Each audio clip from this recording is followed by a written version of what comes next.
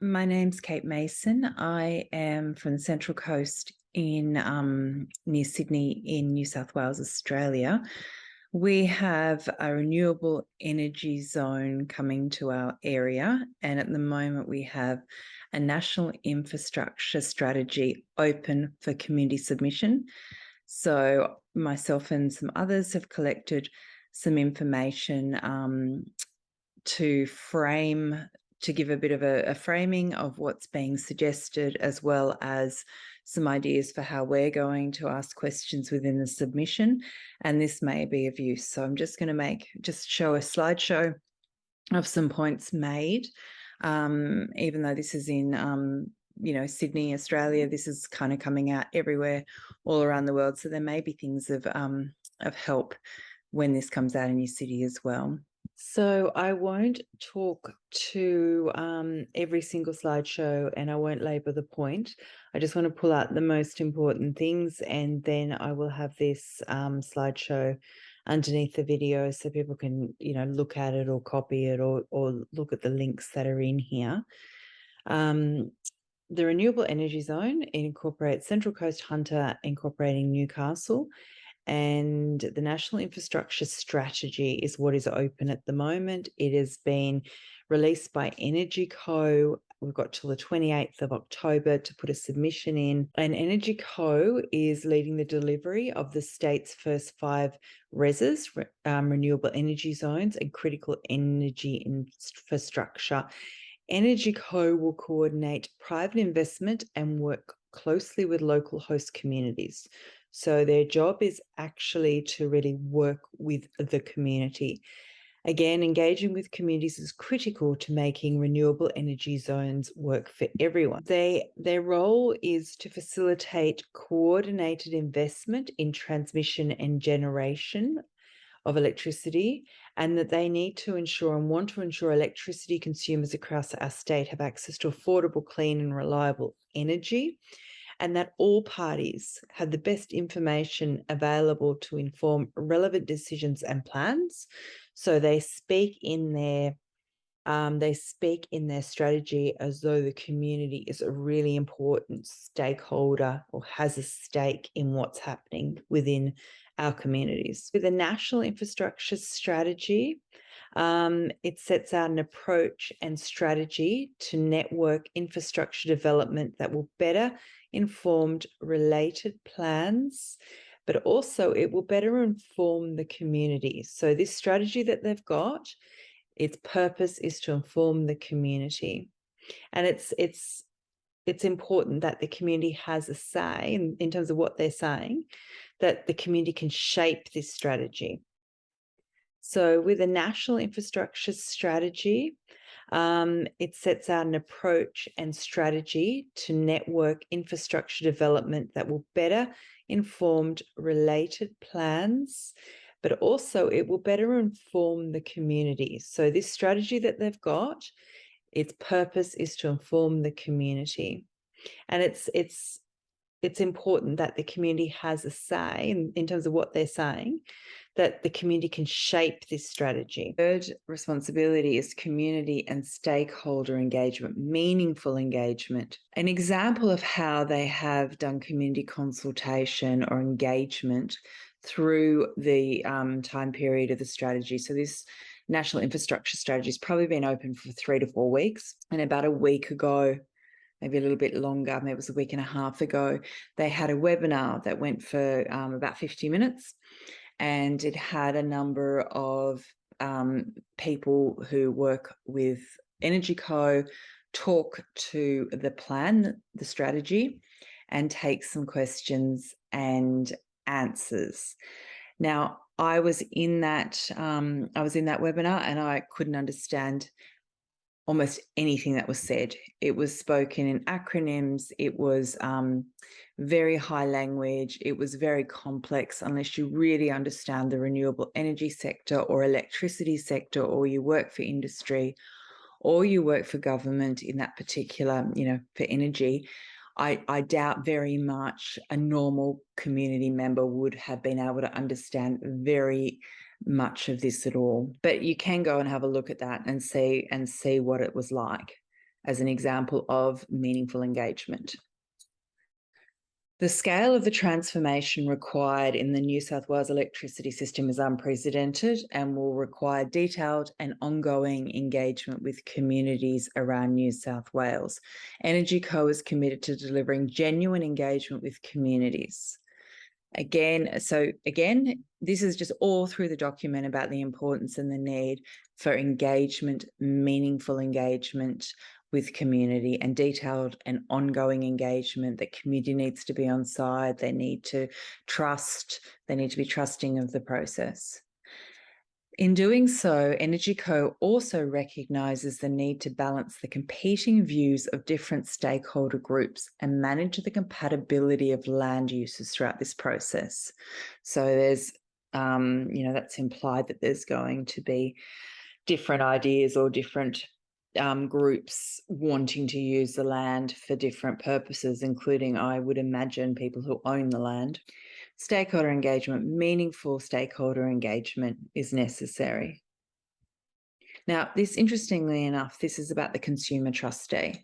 So the primary purpose of the strategy, the National Infrastructure Strategy, is to provide guidance to the consumer trustee on potential network infrastructure projects that may be required to deliver the legislated infrastructure investment objectives. So the consumer trustee is an independent role appointed by the Minister for Energy, and EnergyCo works closely with the consumer trustee to look after the long-term financial interests of New South Wales electricity consumers. In 2021, the Minister for Energy announced the appointment of AEMO or AEMO Services, a subsidiary of the Australian Energy Market Operator, as the New South Wales Consumer Trustee. So they are the sole and independent decision maker in the design and implementation of long-term energy service agreements for project developers. So they sign up who gets the projects, what corporations get the projects. This is from a journalist, Michael West. It is worth considering who operates Australia's power networks. It's the Australian Energy Market Operator. AEMO is a company with 40% owned, which is 40% owned by big, mostly foreign-owned power companies. Its board is stacked with industry executives, consultants and directors from Big Law and Big Four accounting, whose firms earn millions from advising the power giant. Considerations regarding AEMO and EnergyCo structure. What are the implications of having the consumer trustee partly owned by private interests? Will these private companies also be eligible to win tenders to build energy infrastructure? What regulations are in place to ensure that these private companies don't profit at the community's expense? In fact, given that the profit motive lies at the heart of any private venture, it's likely that regulations would be the only protection. This is a vital part of any discussion or proposal about public-private partnerships, and it is barely mentioned in this strategy. Some general considerations. Energy security requires sustainability of supply. There is an internal contradiction between public and private interests in large services, such as energy supply. If regulations curtail profit-making by private ventures, what guarantees can public oversight mechanisms make to ensure that cost-cutting is not performed in ways that avoid visibility in order to boost private profits? How can a community expect a reliable energy supply system if substandard maintenance becomes the norm due to pressures to keep the rate of return or just to make the profits be higher? We have concerns about the lack of democratic accountability over private industry owning this energy supply to any given community in New South Wales. Will this create a two-tier system of haves and have-not, in that those within the footprint of the planned smart city hubs receive more reliable and cheaper rates of energy supply compared to those who live outside those zones? Government versus private corporations. The role of government in public energy supply. The role of government is to supply and maintain infrastructure in accordance with the law. There's an inherent conflict of interest between shareholders and the community when it comes to energy supply by private ventures. Privately owned assets serve corporate shareholders, not customers. This proposed investment in renewable energy could easily be made by the New South Wales government.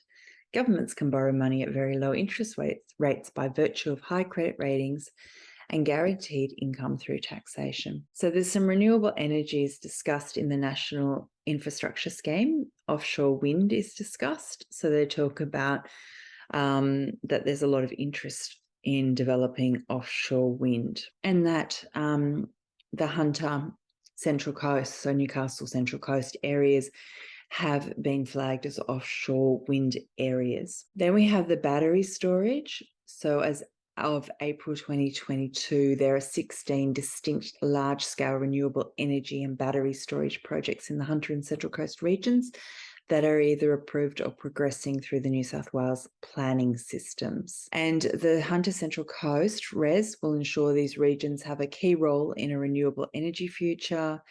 They're also looking at emerging technologies in green hydrogen, ammonia and metal production, electric vehicle fleet operators and electrification of industrial processes. And the Southern Hemisphere's largest network battery is to be built at the site in the Central Coast of the Lake Munmurra Power Station. So here we see that BlackRock actually got this contract to build this battery. So the New South Wales government has chosen Axia Energy, a battery storage startup backed by US giant BlackRock, to develop a giant battery that will be the most powerful in the world at a disused power station site. So BlackRock and the Central Coast Battery. What are the implications of one of the largest global investment firms in the world owning Australia's energy infrastructure? And I just have a link to what BlackRock is invested in. BlackRock is an investment fund managing more than $3.7 trillion. And the last link is just discussing how much power BlackRock actually has around the world. This is just for context, TransGrid. It just shows how power, it gives the timeline of how power has become deregulated and different commissions, consortiums and services and how they've been created. So their stakeholder engagement, again, it's community and stakeholder engagement. They talk about leading community and stakeholder engagement activities to support the REZ delivery, delivering tangible benefits for First Nations people and communities, promoting local development opportunities through engagement with local communities and industry. So just getting on to the submission, this is just, you're still really draft, but these are the sorts of things we'd like to raise. We welcome the sentiment running consistently through the strategy that communities' voices are essential in the planning of the REZ. In light of this, our feedback is that community consultation needs to take a different format. And the format information shared at the webinar by, and I just list the people, was filled with acronyms, referenced a number of times the crowded landscape which the National Infrastructure Scheme sits within, and referenced government departments, legislation and public-private partnerships which influence this plan.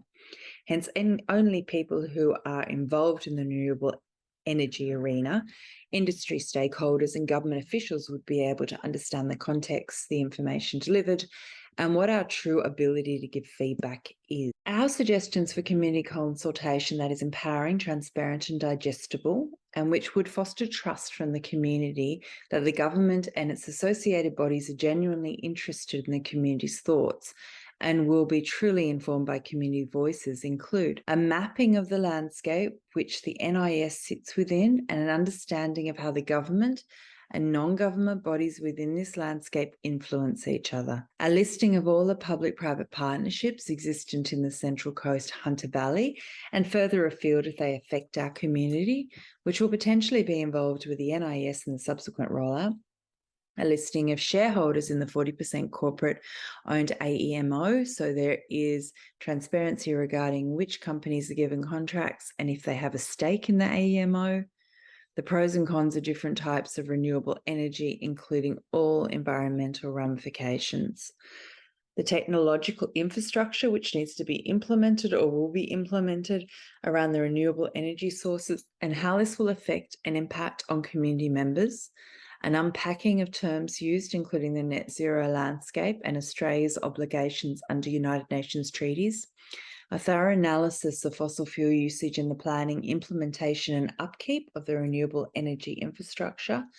A thorough plan for how community submissions will be dealt with. For example, how will the community be made aware of the feedback that comes through?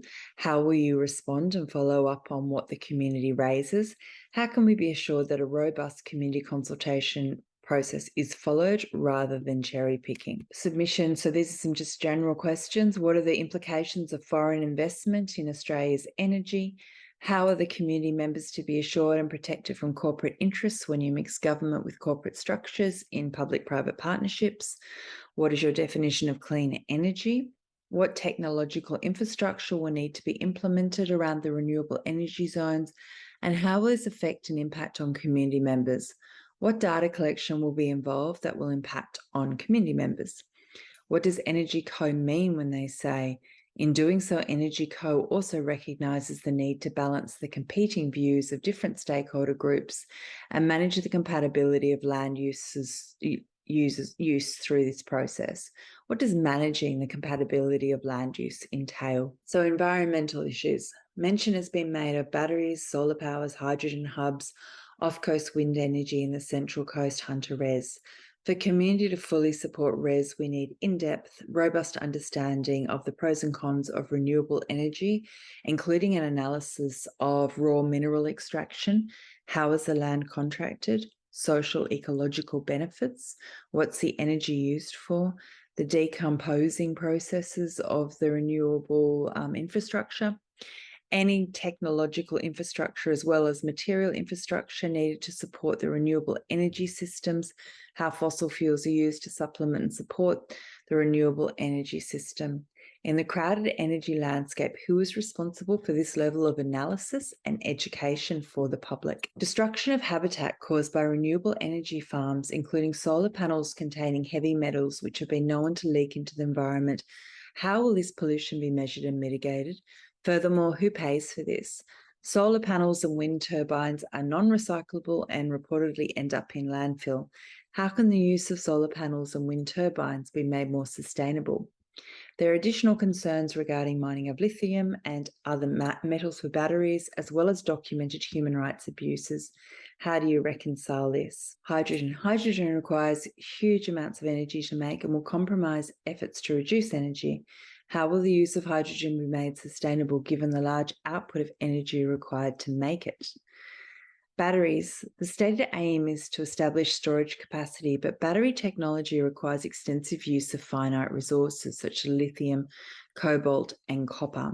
According to the World Economic Forum, the world could face lithium shortages by 2025 due to scarcity and surging demand. Is there enough lithium to make all the batteries? What is your response to concerns raised about lithium mining, including its environmental impacts and human rights concerns? Children as young as 7 are being used in lithium mining in parts of the world. What is your stance on this? Where will the lithium Australia use be sourced from? Where is the environmental assessment on this? And then I just have a quote. There's a newspaper article from The Guardian. Scientists warn there'll be an environmental price to pay for this drive to create a world powered by green technology. Prospecting for the materials to construct these devices, then mining them, could have very serious ecological consequences and major impacts on biodiversity, they say.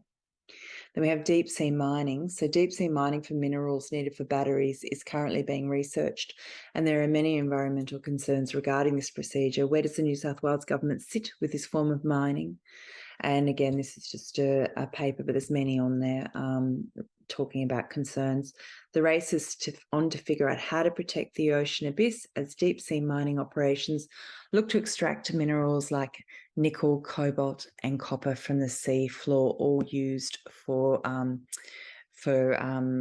renewable energy sources. In regards to the Southern Hemisphere's largest network battery to be built at the site of the old Manmora power station, what is the capacity for 700 MW of power? What area will this power? How long would this power last for the area of solar used? How will you reconcile and protect consumers now that the New South Wales government has given BlackRock-backed company Acacia the rights to the battery? What do you see as potential concerns for consumers regarding this? With off-coast wind turbines, where will the materials be sourced? What's the life frame of the wind turbines? What happens when they, reach the end of their lifetime? What do you do to them? How do you recycle them? Where do they go? How are the wind turbines put into the ocean floor? What materials are used? What environmental ramifications are there of this? What are the ramifications for marine life? How many wind turbines are being proposed? How will you mitigate the impact on birds? Data collection. There's a general point to be made about the high amount of energy needed to process and hold data. Data collation and processing is quickly becoming a mainstay of the emerging digital economy. Surely the large amounts of energy required to sustain this warrants curiosity by our governments in terms of how it impacts energy supply to communities. Is the government taking into account the large amounts of energy required to facilitate data processing information when designing energy requirements for the future, including smart city infrastructure?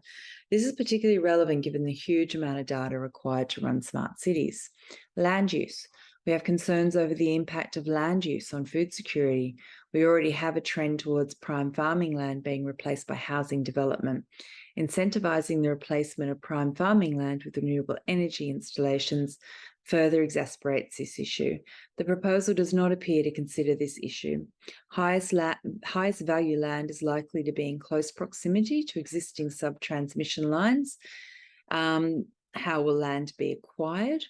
Easements, purchase from private owners, use of Crown land, lease land from private owners, ownership of assets. Given that the private sector is to invest $32 billion in renewable energy infrastructure, will these assets be privately owned? Private investors require a rate of return on their capital. The higher percentage return, the higher the network charges that are likely to be passed on to consumers. Will the government regulate the rate of return? And just very quickly, there's just a couple more points. The submission claim benefits in the proposal.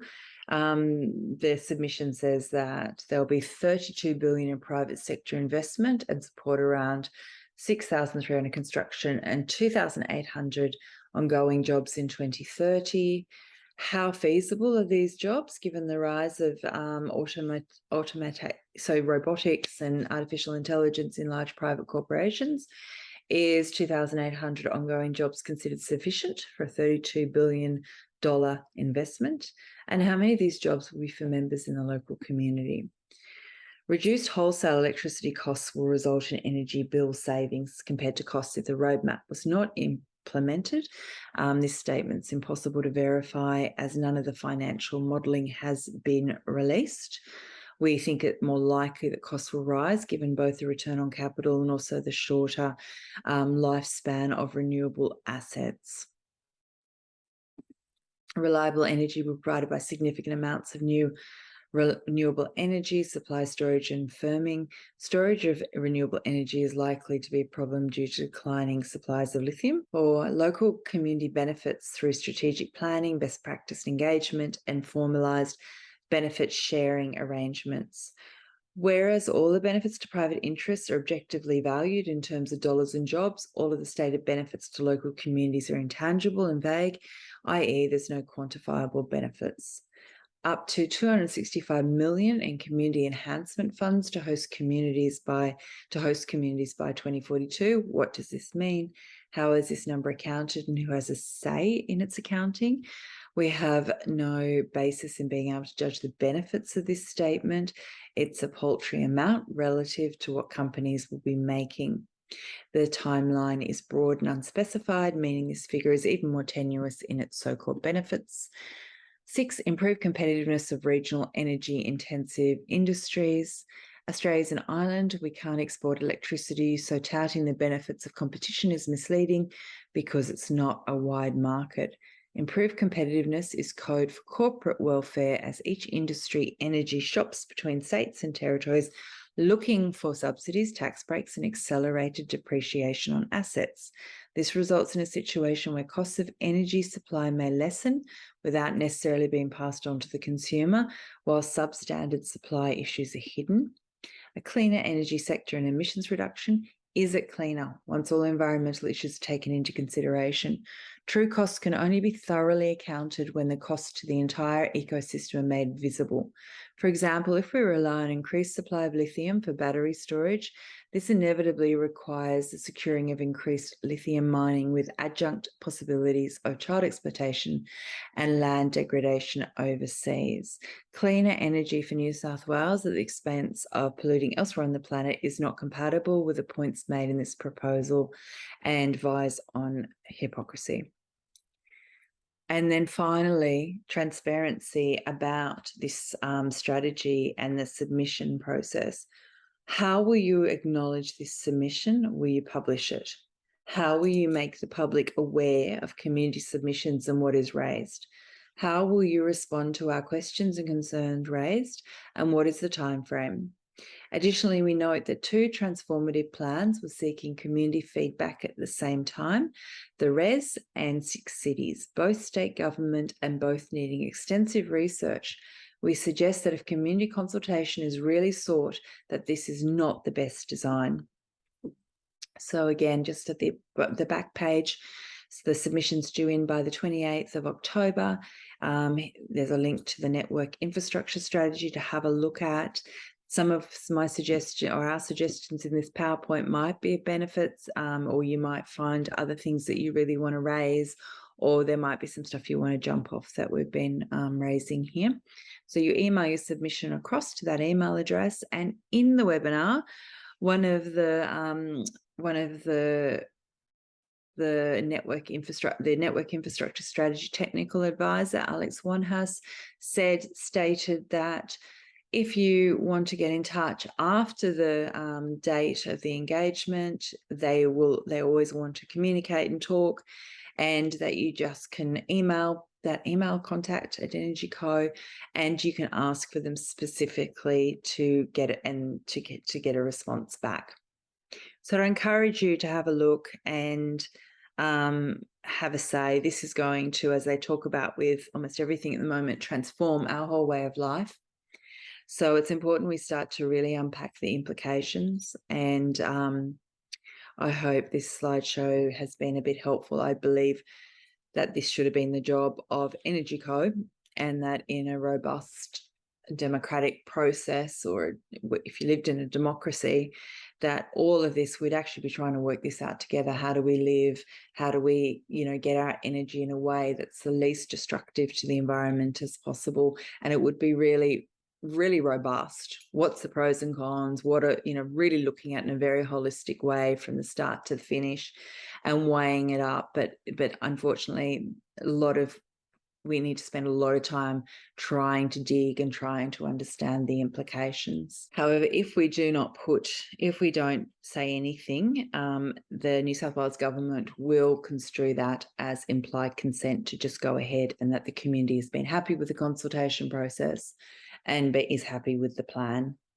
So again, hold on to, if you send through an email and your submission, hold on to it, because it could be of use in the future.